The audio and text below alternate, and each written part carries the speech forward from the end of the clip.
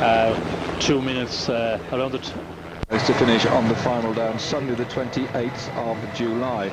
So have a look at going on the tour, then going on the Etapa, the tour, and taking part in it. But the race this year goes over, for instance, on the Sunday the 21st, the Mont Ventoux. So the interesting week from the Sunday the 21st, if you go and make a week of it, getting down there to watch the stage up to Mont Ventoux and go to the memorial to Tommy Simpson and pay your homage, and then stay with the race when it goes over Les Deux Alpes, La Pagne, Cluse, all through that part of the world. Very interesting. It's got the Alps much closer to the finish in Paris than we've had for some years, and so it may all change there. I've just been reading that information off, by the way, off the Guide 2002, which I've extracted from a copy of Pro Cycling, which I scrounged off the editor this morning.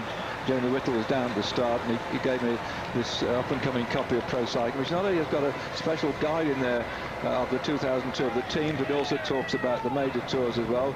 And in there's a list of all the teams for this year with their riders, and the riders that have changed over from one team to another. It's well worth having that in your collection, or you go and get your copy of Cycle Sport too. They've got a build-up for the teams of this year, the 2002, and on the front cover, Cycle Sport's got no less than Mr. Cipollini in his new black and white outfit, looking a bit like a zebra on two legs. There's an article then about Mr. Cipollini. Well worth having that one too, and probably also go and get your copy of Cycling Plus, because they've all begun to write up on what's going to happen this year and speculate to the season yet to come. Interesting to see on Pro Cycling, they've got a picture of Stuart O'Grady there. He's talking about the Australians in the racing season this year coming. He's had an operation, by the way, on his leg, and I don't know quite when Stewie back in action, but he's determined this time to get the green jersey in the Tour de France, and he's reviewing the season ahead and the Australians too. And he said 6 to watch: Cadell Evans, Robbie McEwen, Brad McGee, Scott Sunland, David McKenzie and Michael Rogers. Well, we've also got 2 more Australians in this race today, Matt Wilson and Baden Cook as well. So the Australians coming in thick and fast, and I say well worth this time of year going out and getting your monthly cycling magazine, building up your library ready for the season. Now let's go on to racing. I've been sort of putting the picture on. A lot of people want to know more about cycling, so please forgive me, you expert cyclists, say, oh, we know all about that, because we get lots and lots of people, particularly on Saturday afternoon, who are maybe watching Eurosport's coverage of the biathlon, for instance, staying with it because we've got some more skiing coming up after this particular program, don't know anything first thing about cycling, and so they want to know, and that's why I'm plugging little things about the sport, and I don't know what to do or how to follow it. Right then, Sean, you've been watching the racing. I've been sort of building up the plugs. How's it going now, young man? By the way, let me tell the viewers who don't know, you're 7 times winner of this race, 7 back-to-back, and that is greater than anybody else. Jack Anquetil won it 5 times, Eddie Merckx 3 times, Jalabert 3 times, Zoetemelk 3 times, and so here, Sean Kelly, 7 times winner. Let's have your opinion now, Sean. This has got to be worth listening to. Well, we have the 5 leaders out in front, as we just see there. Bryland has just went ahead from that 5-man group, and we had Charrier and Milovic who are just chasing him. But they're all the bunches on the climb now. We see Frigo, we see, is going in the attack here, and we're expecting that because we see a lot of his team riding on the front from the tech only team. So it was expected that he was going to attack, and he has to attack right in the beginning of this climb. He wants to make up some good time, because when you leave it, as I said, after the first 3 kilometers, it gets a bit easier and the guys settled into the climb. Well, then it's very difficult to break them up. Well, Frigo on this climb then, he started this morning 11th spot, 2 minutes 35 seconds down on Wunderkopf in the yellow jersey, the overall leader of this classification. Jalabert this morning at 5 seconds, Didier Roos at 49 seconds, though Didier did get that first sprint of the day, so in fact Didier Roos has now cut that deficit just by about an extra 3 seconds, so he's 46 seconds down. Will that make it? So there, on the right-hand side, it is Frigo again, who romped up this climb last year to win the Paris-Niza, and now he's putting the pressure on again, and that looks as if was that Cadel Evans, or was it not? One of the Mappe riders going up the front there. Wunderkopf is beginning to go. Jalabert, I couldn't find from his team management any real feeling for it. There he is, as to whether he got the form. And what was your advice this morning to his team manager? Well, I think the only chance that he had of getting rid of Vineyard was to, to attack early. But as we see there, Frigo was in the attack, and we had the rider from Kofiditz. Kibalev was up there also. I think it was that was Cad Evans was up there also, and Basso from Basso Bortola. But Jalabert, we see here, he's in trouble to start. He's lost a number of places, and Vinyakrov seemed to be riding quite strong. He was up there with the front riders as well, which close to Frigo and the leaders.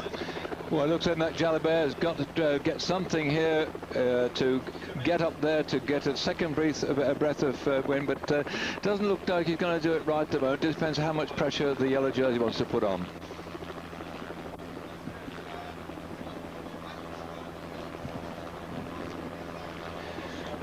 Well, the yellow jersey looking very comfortable indeed, as Sean was saying to Johnny Welps this morning, the team manager of Jalabert. The thing to do was to hit it hard in the first 3 kilometres, but this is the man who's done it, because they were very fearful of his ability to ride at a great rate of knots at the top, and to get up there and go comfortably on the climb if he wasn't to put under pressure to begin with. He's put the pressure on everybody else. Frigo started to try and rip the thing to pieces, and now we're beginning to get the field spreading. Basso, there it is in number 71, and they're pulling back. This looks like the remnants, some of the remnants of the early breakaway group, Sean. Yes, that's true. We were told actually earlier that when they cut that 6-man group, it was what was in between the leading 5 riders and the bunch, but it actually wasn't. There were still riders in between, so there was some wrong information came over race radio, and we seen that pulling them back very quickly now. Well, the original leaders up there haven't yet been caught, I don't think. We still got to understand what was sort of 5 riders up there. Yes, we had. Well, they're coming back now. Yes, we had 5 riders up there, and with the 5 leaders, and then there were some riders in between those 5 leaders and the main bunch. So there's riders going back and forth. Crash. Been a crash then, Fernandez from Cofidis, and also Roos has gone down too. All hell delayed in it. Roos is there, and so we've had a bit of a touch of wheels down there, I think, and that's going to be rather nasty. Fernandez from Cofidis and Roos. Touch wheels, so both there in a moment of problems. Back on the bike, so Sean, is it virtually every man for himself now on this particular time? I don't seem to remember there's any rest anywhere. Well, as we see now, Zule here, Virank and Vinyakrov with Basso. We're not sure, I haven't seen where Frigo is. Is he still in this group, or is he ahead of this group with the race leader Vinyakrov? Well, this is the second group of that main pack then, with Jalabert, one of his teammates, working at the front. His team didn't seem to be too strong to support him. He's only got 1 rider now, and they're pulling back some of the remnants of that early break, who are really going to die at 1,000 deaths and drip further backwards and backwards. But I think probably we're going to see a change in the King of the Mountains competition as a result of that effort. But Jalabert's group trying to close the gap down now on the yellow jersey, who's riding extremely strongly. Sean, how much of this race can be judged? I mean, they've raced over it a lot in the past, these riders, but can you remember when you start the bottom of it, when you've about 2 or 3 times, just where is the best place to go, how to hang back? Just how easy to remember this climb?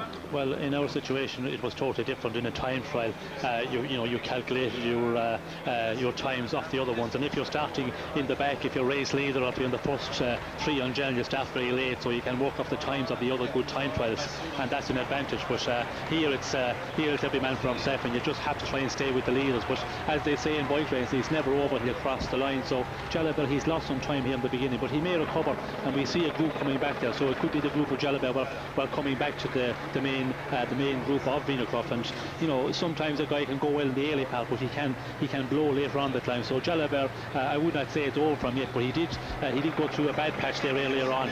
And now looks like Vinyakrov struggling under the pressure of Sulla. It's Sulla who exploded and put the pressure on, and Vinyakrov, who looked like he was riding comfortably with himself, suddenly found himself beginning to struggle. But Sulla this morning started 3 minutes and 34 seconds down on the yellow jersey. There's Cuesta with his hat turned back to front. There is Basso from the Fassa Bartolo team, and so it's Basso, then Cuesta, then Vinyakrov, and they're picking up with one of the neutral service cars that's looking to drop drop in behind the main rider, but he needs a gap of 30 seconds for his lad, and suddenly Jalabert is going backwards more than he's going forwards.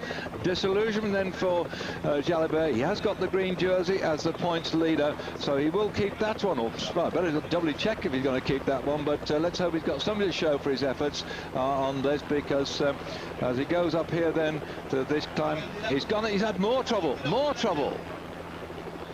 What is happening here? He put his hands down to his shoes. Now, that must be probably to the Velcro fastening. He wasn't going down to the old days to toe clips and straps. But do you think he's loosening his shoes up? With his feet hurt? Yes, how would you work it out? It looked like he was loosening his shoe fastener a little bit. It's probably before the climb that he tightened them up, and maybe he was starting to get cramps in his feet, in his foot, and that is sometimes a mistake he can make, because the last climb you tighten them up, and maybe you just tighten a little bit too much. Well, the yellow jersey here know who he's got to watch, and he's got to stay ahead of the closest ones, are Jalabert and Didier Roos. He's got both those two well behind him, and with the riders up in front of him, people like Zuller 3:34, at least I'm sure he'll be getting time checks. Would Vunekroff have anybody from his team further up with watches, or will they just rely upon his team manager, Sean?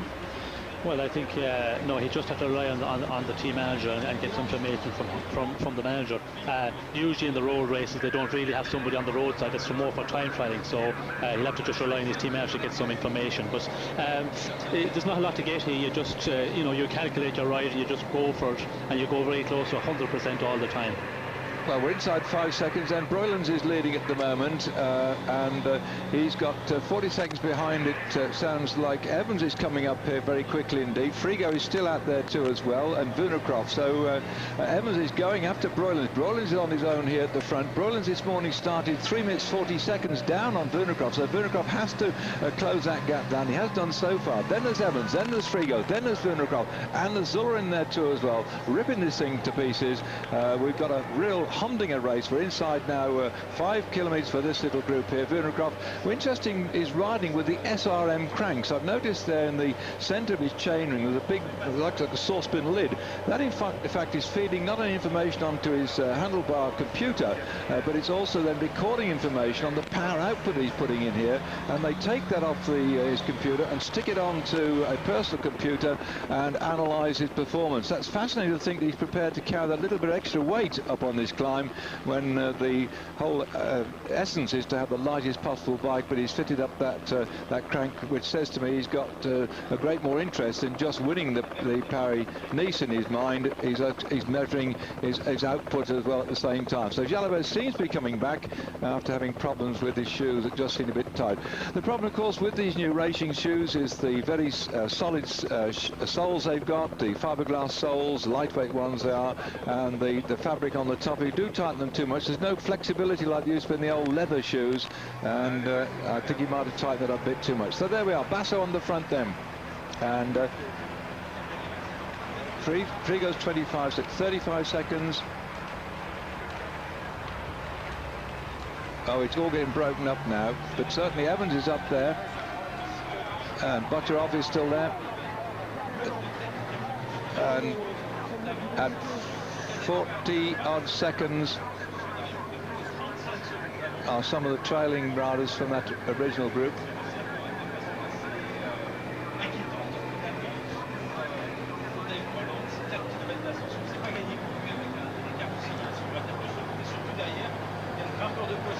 Well, we're getting a lot of other riders coming over our headphones at the moment, but I think somehow that Broylands determined to try and get the victory, pedaling extremely neatly indeed. There you can see is Basso with the yellow jersey, and Cuesta coming up here on this climb, but a lot of ride between them and Broylands at the moment, all spread over the place in penny numbers. Chalet there for the Phonak cheering system will be cheered on by, or Phonak hearing system, by a massive crowd of VIP people. They can see what you're seeing on an enormous screen just away from the restaurant, or the tented restaurant, and that will certainly give them something to cheer about, to see a man there from the Phonak team up there. Faso Bortola then for the leader. Telecom here for Vunekroff, Cofidis for Cuesta, and Phonak for the rider behind then Chalet. But up in front there's still Broylands for Dermo Farm feet. 1 minute 25 back, it says, to Broylands to Jalabert, but it looks as if possibly, though, he's coming back with this group. I don't think there can't be much more than about 15 seconds between Jalabert and the yellow jersey, Sean. Well, yeah, it's difficult because there's quite a lot of groups. There's Broylands, and then there's Cadel Evans at 20 seconds, Frigo is at 20 seconds, and then we have a group with, you know, Vigno, Croft, Basso, Butcherov, Charrera, Cuesta, so there's riders everywhere at the moment.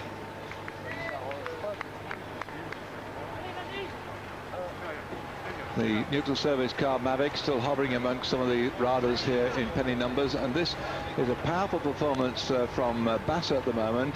Vinnercroft just staying with them, and Cuesta up there. I think Matin's probably come across too. There is another of the Coppice riders. I know Matin was, I think, probably with the Jalabert group. In fact, no, it isn't Matin that's come up there. It's Kivilev, the Kazakhstan. So 2 Kazakhstan riders here. That's the man in the yellow jersey, Vinnercroft from Kazakhstan, and Kivilev also up there for Cofidis. With Cuesta, they could be doing rather well in the team classification as a result of the efforts they're putting in here today. They've got 2 men there, and I know certainly back in the group with Jalabert, I spotted that Matin had also made it. Back then with Broylands. This is a great ride from him, isn't it? Yes, it certainly is. We've seen him yesterday in the final. He was riding very strong on the front of the bunch after plank out. So he seems to be coming out of his París-Niza in good shape, and you know, for him it's a great ride here today. And we see Frigo coming up to him. And Evans coming across to Frigo too as well. This is going to be a tremendous finish here. And to think that this experienced rider Frigo, winner last year of the Paris-Niza, this morning 2 minutes 35 seconds down on Vinnercroft. He's got to work some to pull back that deficit and take the lead overall. And Vinnercroft is really trying hard with his group here. But Cadel Evans has been riding a tremendous performance, and he's surprised a lot of people, I think. And so there is 174 sitting in here. What a great ride by such a young, well, so young, he's about 24, I think he is now. But he came from mountain biking. He'd been a winner of World Cup rounds in mountain biking over the years, and he'd occasionally ride on his 2 slim wheels. I think it's Tour of Austria he did well in last year, and he just showed talent, and he's been picked up by the MAPE team, a natural gifted rider. In fact, people are already saying, hey, a couple of years' time from now, he might be another shout for winning the Tour de France. A lot of people say that, but there's a number of Australian riders now who are bursting on the scene, and well done on your mates down there in down under, because you certainly seem to have a massive talent coming through. And here we've got Cadel Evans chasing after Frigo. They pull back Broylands. This is where it levels off a little bit, doesn't it, Sean? It's not quite so fearsome here, and I think it's almost, is it about the same ascension from here on in? Yes, it gets a bit easier here. It levels off a bit, and it's more of a bigger gear situation, and it is like that onto the last 400 or 500 metres where it starts going downhill actually.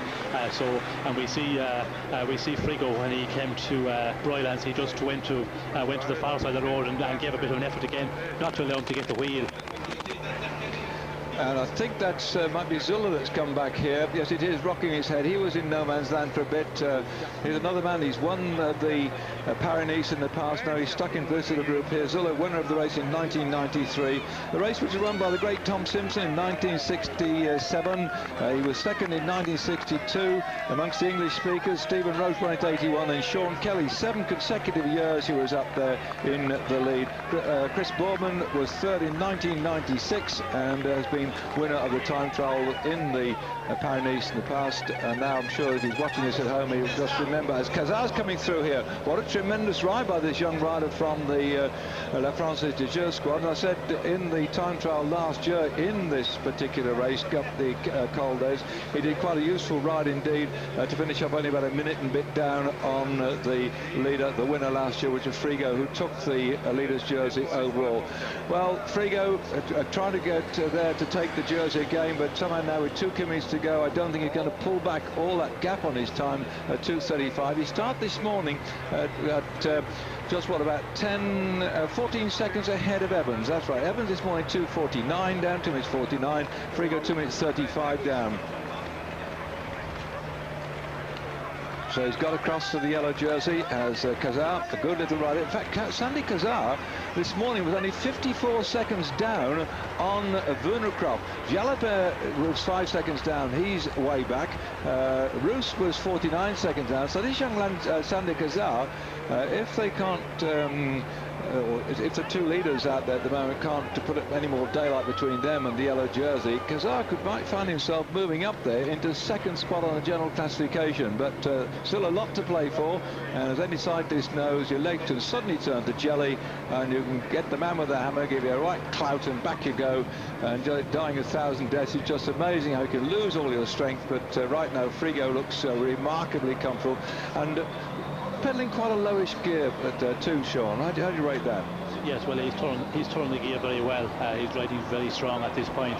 We can see in the group of Vineyard Club, a lot of the riders seems to be, you know, not turning as smooth as Frigo is. But you know, he's a very good climber. And last year, like he showed that in this time trial up here. So you know, he will be regretting missing that breakaway a couple of days ago, because if he had not missed that, well, then he would be in a position to win this París-Niza for the second time. Well, there he is then. Man who rode himself into racing oblivion, really, but because there were certain accusations, but he had to own up to having some illegal products, but he said he didn't take, and so they suspended him for 9 months last year, did the Italian Federation, and that put him out of the season after having a good start to the season, so put him out of action last year. Hadn't done much until he came into the sport last year. He'd been around for some time, but only won about 4 races, then came on very strong last year to win the París-Niza, but now the gap then, he's got to get ahead of Werner Croft by about 2 minutes and 35 seconds, allowing 10 seconds for the bonus as well. So he's got to get 2:25 to take the yellow jersey. But somehow I don't think with that, there you can see in the distance the white tent where the Farnack people have been having their nice little lunchtime, and on the left-hand side there is the big screen showing the pictures you're seeing too as well, as Frigo sweeps in towards the finish. The clock will show up there with the gap between him and the yellow jersey as he crosses the line, the winner of the stage, and in 4 hours and 46 minutes the clock is running here as Cadel Evans comes in here. Brilliant ride by young Cadel, no doubt about it. He has done a good performance here. That's one of the whole MAPE people are going to be very pleased. That just 14 seconds down on him when he came through here, and the very most interest as just crossing the line then, I think that was the rider from the Oescatel team, number 116, just crossing the line then and finishing into 3rd spot, Sanchez, as the rest of the field sweeping in here. Here comes the yellow jersey, so it looks like he's preserved that yellow jersey, crossing the line now with 43 seconds deficit, so he certainly kept the jersey. Also in there too was Sandy Kazar, and the question is now for Sandy Kazar, how far back will Laurent Jalabert be? So Sandy Kazar coming in at 43 seconds. He started out this morning with just something like about a 50-second deficit between himself and Jalabert. We're looking in slow motion on the screen here. We'll try and keep an eye for you over the top of the finish here, because they're not putting the cameras down. There's constant on this one, but Jalabert, I'm looking from our commentary point to see if he's come in yet, because 50-odd seconds, that's 90, about a minute and a half, I think. Jalabert's got to come in to stay there in 2nd spot, because Kazar might have gone over him. And in fact, just looking now as they come across the line, and Jalabert is there at 1 minute and 35 seconds. That's going to be close. 1:35 then for Jalabert. And I'll have to do some quick sums here on the back of the old envelope, because Jalabert say 1:35, and with you keep talking, Sean. I'll have a go working out the sums. What have you got to say for yourself? Yes, well, Frigo, like me, a bit gobsmacked. Frigo was, you know, he was the best man on this climb, and as I said earlier on, you know, he will have regrets that he missed that breakaway. But Cadel Evans, what a ride by Evans! You know, it was a fabulous ride. What a ride by him, and just coming over race radio, it says Sandy Kazar takes over 2nd place in the general, but Broylands held on well. He finished 3rd there, and I think Ex-Chablis and Cuesta were the next up, so those are the first 5. So yes, it's very close indeed there, because there was like 52 seconds between Kazar and Jalabert, and yet this morning 54 less 5, 49. Yes, only by about 3 seconds I rate then, as you can see, our lovely long shot of the riders up to the top of this finish at Col d'Ez, only by about a slender maybe 3 seconds as Cazard moved up. But it's a great ride by this young rider from La Française des Jeux, and La Française des Jeux working hard, like many of the French teams are, to get themselves selected for the Tour de France. They're not automatically selected yet, La Française des Jeux. They didn't qualify by the points on the UCI system, and so they've got to do some decent rides. And Sandy Cazard, who's leading on the young rider competition with that fine ride on that occasion, coming up there now has taken over the position in second spot, although there wasn't enough there for Frigo to take over the yellow jersey. That gap was something like about 43 seconds, insufficient, having had that bad patch way back in the race, but certainly a man who has shown his immense climbing skills on what has been a very, very difficult tour. We've got tomorrow another couple of climbs, although to a large extent I won't say it's a ceremonial day, but we will be going down into the town of Nice to stay tonight, and then on the stage tomorrow we're going to be racing over a distance of 157 kilometres in all. We'll have these 7 laps of the centre of Nice, as we've now got an interview with the victor of the day. Pour vous, aujourd'hui, c'était vraiment le rendez-vous sur Paris-Nice. Vous aviez préparé cette étape. Sì, ci tenevo a far bene in classifica. Purtroppo today it was the day for you. You really prepared this stage. Avevo visto che comunque avevo una buona I condizione. knew I was losing in the general. Non mi aspettavo di fare così bene oggi. I had to do something Ho today. cercato fin dall'inizio della salita di fare come l'anno scorso e posso dire di esserci riuscito. Donc il dit que effectivement c'était son rendez-vous. Today I just escaped at the end, and it was positive for me. L'étape du Perron, mais il s'est fait surprendre dans les bordures par les Gelabert et les autres équipes françaises. Et puis il est monté comme dans le Perron assez bien, et puis il savait qu'il était en condition. Aujourd'hui il a essayé, encore une fois, il a senti qu'il était en très bonne condition. 10-minute question coming up. Alors, For a 5-second answer. Comment vous expliquez, vous vous êtes arrêté, contraint et forcé 9 mois. How Comment can vous you expliquez explain? dès votre première course que vous You soyez stopped 9 aussi months. fort et aussi bien? In your first race you were so strong, you were so good. How do you explain that? Quello che ho passato quest'anno, l'anno scorso mi ha dato tanta forza, I work a lot. di volontà. Sapevo che l'anno scorso alla This year París-Niza to have a lot of strength. solamente con 5 corse, per cui ho cercato più che altro in allenamento di trovare le sensazioni migliori. I just arrived here with only 5 races. Con la massima I feel better, I have good feelings. Donc il dit qu'il s'est entraîné effectivement ces 9 mois That's what sans course ou bas un peu de I peloton. wanted to do. I trained very Ça hard lui a for beaucoup that. manqué de courir, de travailler avec les autres, de participer aux compétitions, mais il s'entraînait énormément, énormément. Et il a pris son rendez-vous comme quelque chose d'extraordinaire. Il s'entraîne presque comme en compétition. Il a organisé un entraînement presque comme We're getting it from French to Italian, Italian back to French, and the questions are extremely long. Unfortunately, the answers aren't all that short. Or is this a long answer too short? Yes, he said, well, he trained a lot. It was a long time, and he had to do a lot of training to get into this shape. Well, it certainly paid off then for Frigo, and well, there was a big black mark over him last year because he wasn't caught for taking any illegal substance, but the illegal substance was said to be found in his possession in his room at the hotel, and was suspended for 9 months. And he said, I had them with me just in case I needed them, which is a rather strange thing to say according to press reports that I did. I know we get, as we see there's your rundown on the route, on the list of them actually finishing in the order.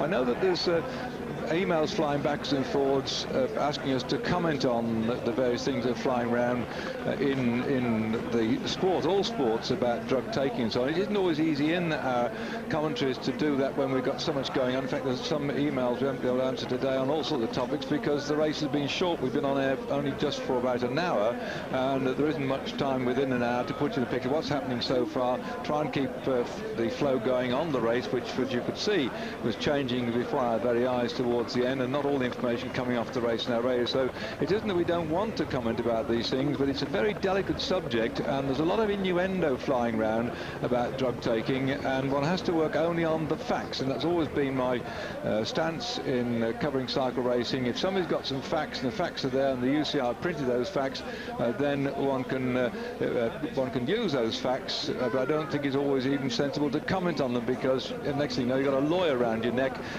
hitting you with a big writ. So it's very difficult for commentators, sitting as we do with our headphones on, talking about the race, and I'd rather talk about the race itself, or simplistic things about equipment that we can see and things we can touch and look at and understand, than that rather sort of dark area, which seems to be more very often innuendo than actuality, by the way. And one only has to look at what's happened recently in the games, the Olympic Games, the Winter Olympic Games, that other sports are having their problems, and people maybe have taken the wrong thing in training by mistake, and so it's a very delicate and difficult area, and I'd much rather the printed press take that up. You can read it, digest it, accept it or not, than for us to try and anyway interpret some of the comments that are made by the press. So me, facts, UCI, when they print them, that's it, and anything I see that's there that is printed is a fact, then we can go down that route. But other than that, sorry chaps, just send your emails in as much as you like and discuss it. Don't forget, send your emails www.eurosport.com. We've got the Club Eurosport section. You can find your way through there. You can send emails. We'll try and reply to some of them tomorrow. It's going to be a fairly short day again, and maybe the fact that Frigo's won this one 12 months after this particular stage, 12 after the pre-run, might cause a flood of emails to come in, because there was one of the people who said, well, perhaps he shouldn't be riding this race. Well, I think he's shown here he's got dedication, got back there, and I'm one of those chaps who said, okay, prodigal son, if the prodigal son comes back and he's turned over a new leaf, then why shouldn't people be allowed another opportunity if they've recognised their misdemeanours? And goodness me, there's enough riders still in the race who have been misled over their years, who are still just showing that given the talent, given the time, and given the training, they can still perform at a great level. Well, I don't think we're going to see much change on that at the moment for tomorrow. We've got a couple of big climbs on the way through into the finish, but it's traditional, it's a bunch sprint finish. Sean, do you see any way that's going to change? I don't want to bore the viewers, but could it just be a sprint finish for the stage when that may...